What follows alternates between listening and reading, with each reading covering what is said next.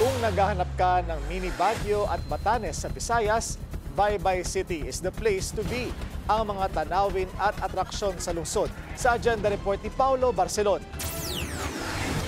Kung naghahanap ka ng lugar kung saan humahalik ang langit sa lupa, worry no more because Baybay City has that and more. Isa lamang ang Incredible Cafe sa mga sikat na kainan sa lungsod kung saan pwede mong sabayan ng mainit na kape at almusal ang view ng mga ulap na tila humahalik sa bundok.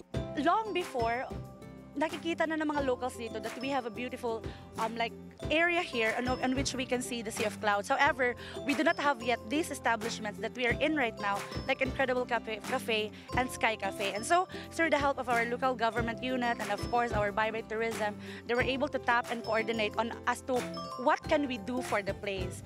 At kung magutom ka naman pagkatapos umakyat, diretso ka sa boardwalk dahil masarap ang chicken barbecue at pansit with a view of the sea. Pero higit pa sa food trip ang bentahe ng Baybay City pagdating sa turismo. Kilala rin sila sa kanilang kamote at jackfruit chips na bukod sa healthy na, tumutulong pa sa mga magsasaka. Sa kamote, we were able to produce according to the demand. Pero itong jackfruit, hindi namin kaya yung demand, no? Masyadong mataas. So, hindi dahil sa demand,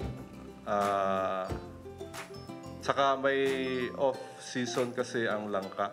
Marami ring magagandang simbahan sa Baybay para sa mga mahilig pumunta at magnilay-nilay.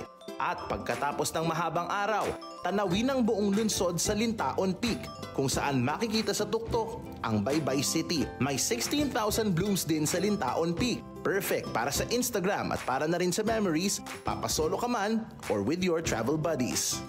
Kung ikukumpara sa ibang mga probinsya dito sa Visayas, ang Leyte halos bago pa lamang sa pandinig ng mga turista. Pero asahan daw na sa mga susunod na taon, mas lalo nilang palalakasin ang kanilang infrastruktura, gayon din ang pag-promote para naman mas marami pang tao ang makapagsabing, "See you Leyte."